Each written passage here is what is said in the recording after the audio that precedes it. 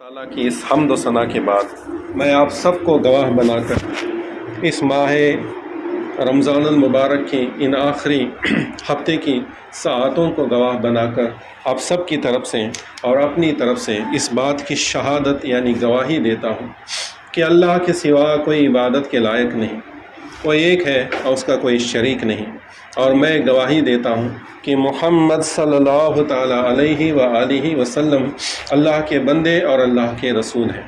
اس کے بعد ایک بات جو قرآن مجید میں بار بار دہرائی گئی اور رسول کریم صلی اللہ تعالیٰ علیہ وآلہ وسلم نے جب بھی خطبہ ارشاد فرمایا تو ضرور اس بات کو دہرایا، وہ بات یہ ہے کہ اللہ جسے ہدایت دے اسے کوئی گمراہ نہیں کر سکتا، اور اللہ تبارک و تعالیٰ جسے گمراہ قرار دے پھر اسے کوئی ہدایت نہیں دے سکتا۔ تو معلوم ہوا کہ ہدایت کا دینے والا اللہ تبارک و تعالیٰ ہے، اور ماہ رمضان المبارک کا مہینہ چل رہا ہے تو ہمیں چاہیے کہ زیادہ سے زیادہ اللہ تبارک و تعالیٰ سے ہدایت کی دعا مانگیں۔ آؤ ہم سب مل کر دعا کرتے ہیں کہ اے اللہ تبارک و تعالیٰ ہم سب ہدایت کے طلبگار ہیں، ہم سب کو ہدایت عطا فرما، ہم سب کو ہر طرح کی گمراہی سے بچا، ہم سب کو حق کہنے اور حق سننے کی توفیق عطا فرما۔ ان اللہ و ملائکتہ یصلون علی النبی یا ایھا الذین آمنوا صلوا علیہ وسلموا تسلیما۔ اللہم صلی علی سیدنا مولانا محمد وعلی آل سیدنا مولانا محمد وبارک وسلم صلو علیہ۔ سبحان ربک رب العزت عما یصفون والسلام علی المرسلین والحمد للہ رب العالمین۔ ماہ رمضان المبارک کا آج چوتھا جمعہ ہے، یعنی ایک طرف سے دیکھیں تو ماہ رمضان المبارک جو ہے ختم ہوا چاہتا ہے، ختم ہونے کو ہے۔ ایک جمعہ آئے گا اور پھر ماہ رمضان المبارک ہم سے رخصت ہو جائے گا۔ حضور صلی اللہ تعالیٰ علیہ وآلہ وسلم جب ماہ رمضان المبارک آتا تھا تو بڑی خوشی کے ساتھ اس کا استقبال کیا کرتے تھے، کیونکہ یہ وہ مہینہ ہے کہ اپنے ساتھ حضور صلی اللہ تعالیٰ علیہ وآلہ وسلم کی کا جو خوشی مناتے تھے، اس لیے کہ یہ مہینہ جب آتا ہے تو اپنے ساتھ لوگوں کے لیے بخشش لاتا ہے، مغفرت لاتا ہے، ان کے لیے رحمتیں لاتا ہے۔ یہ مہینہ تھا کہ جس میں ہم اللہ کی عبادت کرتے، اپنے رب کو مناتے، اپنے رب کو راضی کر لینے کے لیے بہت ہی اچھا مہینہ تھا۔ اب یہ مہینہ بھی ہم سے رخصت ہوا چاہتا ہے۔ جن لوگوں نے روزے رکھے، نمازیں پڑھی، نیکیاں کی ہیں، انہیں مبارکباد ہے، اور جن لوگوں نے کچھ کوتاہیاں کی ہیں، غفلت میں دن گزرے ہیں، تو ابھی بھی وقت ہے، ایک 8 دن بچے ہوئے ہیں۔ یہ 8 دنوں میں بھی تم اپنے رب کو منا سکتے ہو تو منا لو، ورنہ جب یہ سانسیں رک جائیں گی اور ہمیں قبر میں دفنایا جائے گا، اور اس وقت ہم سب کچھ دیکھنے کے بعد قبر کا عذاب دیکھ لیں گے، سوال جواب کرنے والے فرشتوں کو دیکھ لیں گے، اور اس وقت کہیں گے کہ ہاں یہ تو باتیں سچ تھی جو کہی جاتی تھیں، مجھے یقین نہیں آتا تھا، اب میں نے دیکھ لیا ہے۔ اور اس وقت اللہ سے مہلت مانگیں گے کہ اے اللہ تھوڑی اور مہلت دے دے، میں دنیا میں جاؤں اور نیکیاں کروں اور جو تیرا حکم تھا اس پر عمل کروں، تو تمہیں مہلت نہیں ملے گی۔ یہاں ایک حکایت بیان کی جاتی ہے بہل الدانا اور ہارون رشید کی، کہ بہل الدانا جو ہے بازار میں بیٹھ کر کچھ لکیریں بنا رہے تھے، تو ہارون رشید کا جب گزر ہوا تو ہارون رشید خلیفہ کہنے لگے کہ اے فقیر یہاں بیٹھ کر کیا کر رہا ہے، تیرا کام تو جو ہے یہاں بازار میں تیرا کیا کام ہے، یہاں کیا کر رہا ہے، اور یہ لکیریں بنا رہا ہے، مٹا رہا ہے، کیا ہے؟ تو بہل الدانا کہتے ہیں کہ میں یہاں پر اللہ اور اس کے مخلوق کی صلح کرانے کی کوشش کر رہا ہوں۔ جو مجذوب لوگ ہوتے ہیں، پاگل پن جیسی باتیں کرتے ہیں، تو اسی طرح کا ان کا بات کرنے کا انداز تھا، کہنے لگے کہ میں اللہ اور اللہ کے بندوں میں صلح کرانے کی کوشش کر رہا ہوں۔ تو بادشاہ نے بھی پھر مذاق کے انداز میں پوچھا کہ اچھا بتا پھر کیا ہوا، صلح ہوئی کہ نہیں ہوئی، کہاں تک پہنچا تیرا معاملہ؟ تو بہل الدانا کہتے ہیں کہ اللہ تو مان رہا ہے لیکن بندے نہیں مان رہے۔ صلح جب کرانے ہوتی ہے تو دونوں صلح کرانے والے کے پاس ادھر والا بھی ماننا چاہیے، ادھر والا بھی ماننا چاہیے، تب جا کر صلح ہوتی ہے۔ تو بہل الدانا کہتا ہے ابھی رب تو مان رہا ہے لیکن بندے ماننے کو تیار نہیں۔ پھر کچھ دنوں کے بعد عرصہ گزر جاتا ہے اور وہی بہل الدانا قبرستان میں بیٹھ کر اسی طرح کا جو ہے کام کر رہا ہے، لکیریں بنا رہا ہے، مٹا رہا ہے۔ جب بادشاہ نے پوچھا کہ آپ کیا کر رہے ہو، اب بازار نہیں ہے، قبرستان میں بیٹھے ہو، وہ کہنے لگا اب بھی کام وہی کر رہا ہوں جو بازار میں کر رہا تھا، اللہ اور اللہ کی مخلوق کی صلح کرانے کی کوشش کر رہا ہوں۔ پوچھا کہاں تک پہنچے ہو؟ تو کہنے لگا کہ اس وقت تو اللہ مان رہا تھا، بندے نہیں مان رہے تھے، لیکن یہاں معاملہ یہ ہے کہ اللہ اب نہیں مان رہا، بندے مان رہے ہیں، سب کچھ دیکھ چکے ہیں، وہ مان رہے ہیں، لیکن اب اللہ نہیں مان رہا۔ یعنی انسان کی سانس جب رک جاتی ہے تو ہمارے سارے معاملات ختم ہو جاتے ہیں۔ ایمان کہتے ہیں بن دیکھے باتوں پر ایمان لانا، جو باتیں حضور نے بتائی۔ حضور نے بتایا اللہ ہے، ایک ہے، اسی کی عبادت کرنی ہے، اسی کی عبادت کرنی ہے۔ حضور نے بتایا جنت ہے، دوزخ ہے، جنت کی کوشش کرو، دوزخ سے اپنے آپ کو بچانے کی فکر کرو۔ جب حضور نے کہا ہے تو ہم نے ماننا ہے، بغیر دیکھے ماننے کو ایمان کہتے ہیں۔ جو ایمان والا ہے ان تمام باتوں کو مانتا ہے، حق جانتا ہے، اور پھر اپنے لیے جنت کی کوشش کرتا ہے، وہ دنیا میں بھی کامیاب ہوتا ہے اور آخرت میں بھی کامیاب ہوتا ہے۔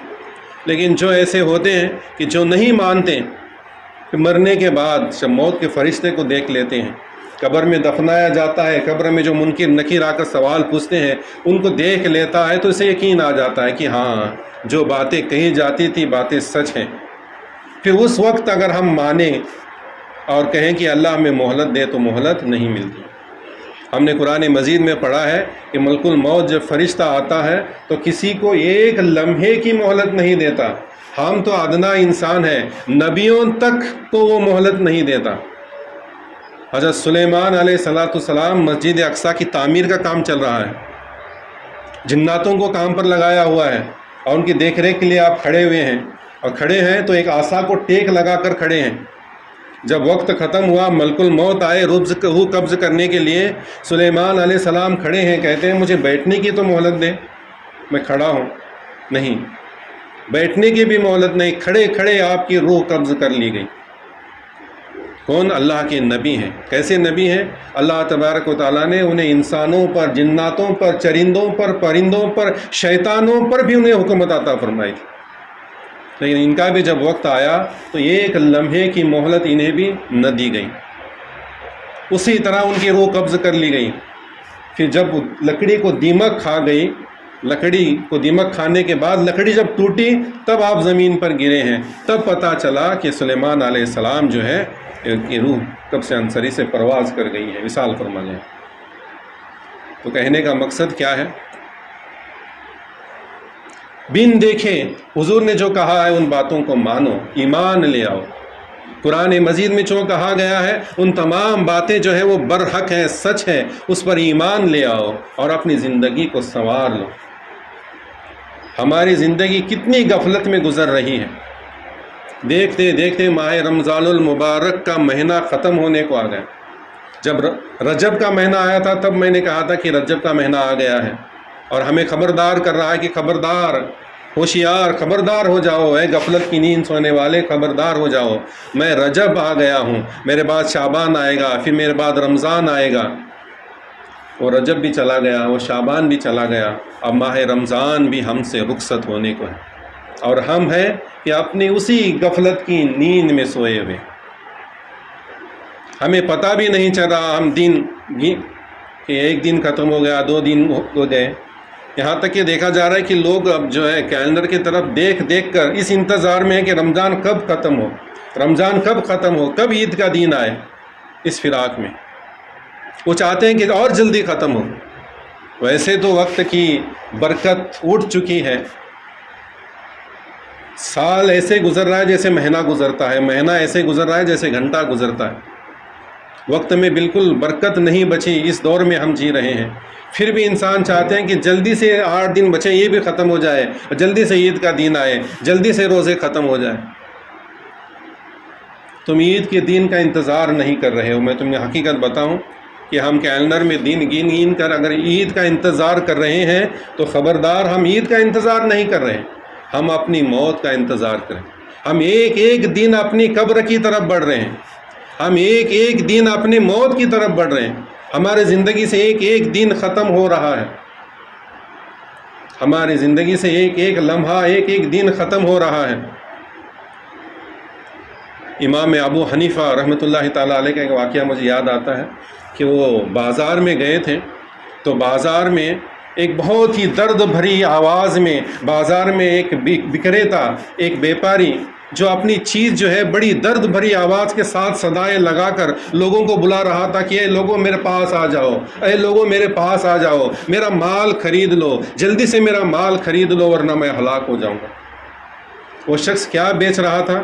وہ شخص جو ہے برف بیچ رہا تھا، اب خورا، کتاب میں اب خورا یعنی برف بیچ رہا تھا، اور گرمی تھی، گرمی کی وجہ سے اس کی برف پگھل رہی تھی، اور درد بھری صدا سے لوگوں کو بلا رہا تھا کہ لوگوں آ جاؤ، جمع ہو جاؤ اور میرے اس برف کو خرید لو، اگر تم نے خرید نہ لیا تو یہ برف میرا پگھل کر ختم ہونے والا ہے، ختم ہو جائے گا۔ تو امام اعظم ابو حنیفہ اس کی حالت کو دیکھ کر چیخ مار کر اللہ کی بارگاہ میں صدا لگاتے ہیں کہ اے اللہ تبارک و تعالیٰ، ہماری زندگی کا حال بھی یہی ہے، جس طرح برف پگھل کر ختم ہو رہی ہے اسی طرح ہماری زندگی کا ایک ایک دن، ایک ایک لمحہ پگھل کر ہماری زندگی ختم ہو رہی ہے، اور ہم تیری یاد سے غافل ہیں، ہم تیری عبادت سے غافل ہیں، ہم تیری نافرمانی میں لگے ہوئے ہیں، ہم تیری نمازوں کو قضا کر رہے ہیں۔ اے اللہ تبارک و تعالیٰ ہم پر رحم فرما، ہم پر رحم فرما۔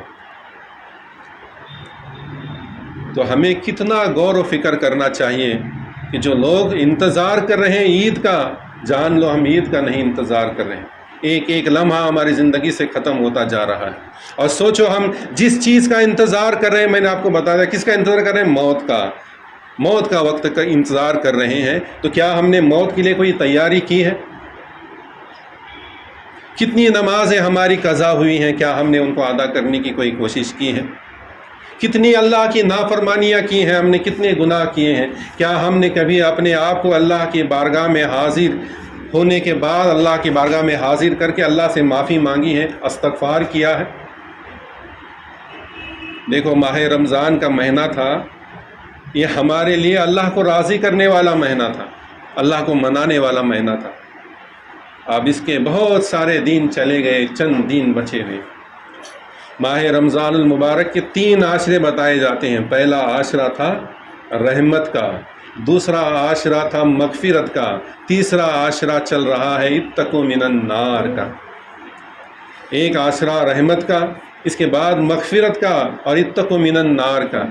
مغفرت کا یعنی کیا ہے کہ اللہ کی بارگاہ میں توبہ کرو، اللہ کی بارگاہ میں استغفار کرو، اللہ کی بارگاہ میں اپنے گناہوں کو یاد کر کے اللہ کی معافی مانگنے کا وہ عاشرہ تھا۔ اور یہ جو چل رہا ہے وہ عاشرہ کیا ہے، اتقوا من النار کا۔ یہ بھی ایک معنوں میں دیکھیں تو وہی عاشرہ ہے جو پچھلے گناہ ہوئے ہیں، ان گناہوں سے اللہ سے معافی مانگنی ہے، بخشش مانگنی ہے، اور اپنے آپ کو تیار کرنا ہے آنے والی زندگی میں۔ کس لیے تیار کرنا ہے؟ گناہوں سے بچنے کے لیے۔ گناہوں اتقوا من النار کا، اپنے آپ کو آزادی، دوزخ سے آزادی دلانے والا یہ عاشرہ چل رہا ہے۔ تو اس عاشرے میں اپنے آپ کو تیار کرنا ہے کہ مجھ سے کوئی گناہ کا کام نہ ہوئے۔ ابھی تک جو ہوا سو اس سے میں اللہ کی بارگاہ میں توبہ کر لوں گا، اور اللہ رحیم ہے، کریم ہے، ہمارے توبہ کو قبول فرمائے گا۔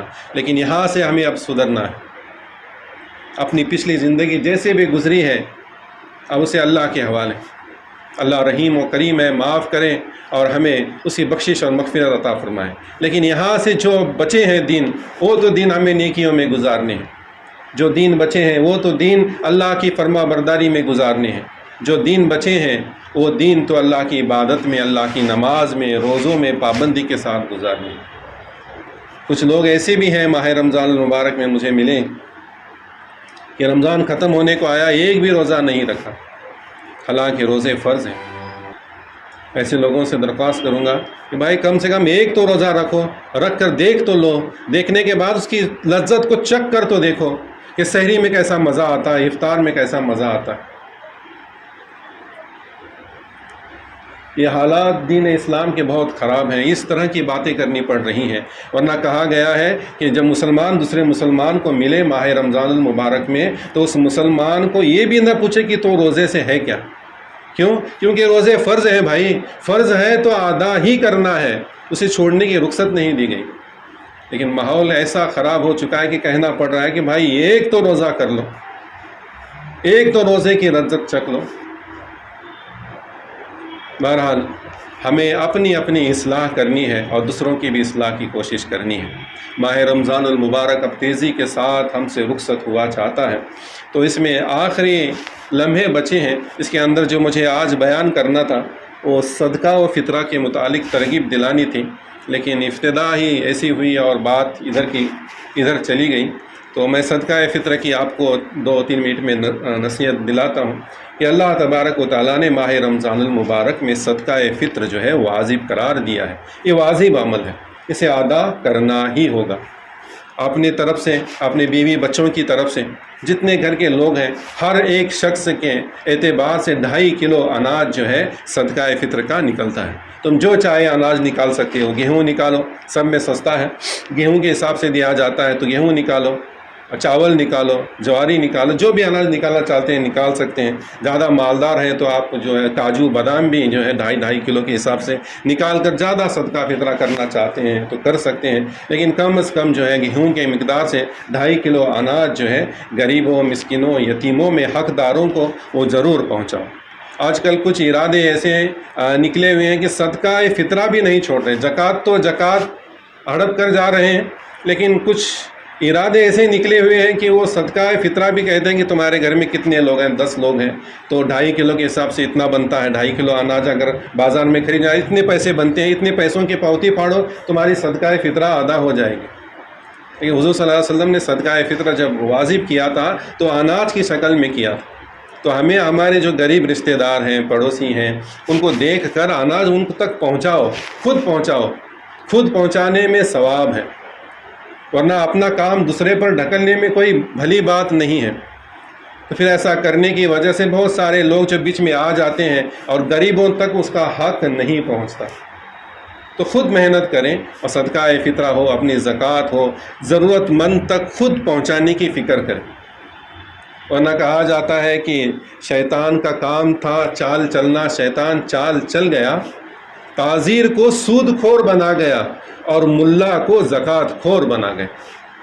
آج کا یہ حال ہے، اور شاعر نے بڑے اچھے انداز میں اس نے بیان کیا ہے کہ شیطان کی ہی چالیں ہیں۔ مسلمانوں کو جب تجارت کرنی ہے تو کہا گیا کہ تم تجارت کرو، ناپ تول میں کمی نہ کرو اور ایک دوسرے کی مدد کرو، سود سے پیسہ نہ دو، لیکن تاجروں کے پاس پیسہ آ گیا تو تاجروں نے پیسے کو سود پر لگا دیا، اور ملاؤں نے زکوٰۃ، مدرسہ، اس کے نام پر زکوٰۃ پر قبضہ کرنا شروع کر دیا، اور زکوٰۃ صدقہ فطرہ کی جو اصل حقیقت تھی وہ دور رہ گئی، اور بیچ میں میڈیٹر بہت زیادہ آ گئے، اور زکوٰۃ دینے والا ایک طرف رہ گیا اور ضرورت مند ایک طرف رہ گیا، اس کا حق بیچ میں ہی کچھ لوگوں نے کھا لیا۔ تو جو ہے صدقہ خیرات جو بھی اپنا جو بنتا ہے وہ خود پہنچانے کی فکر کریں۔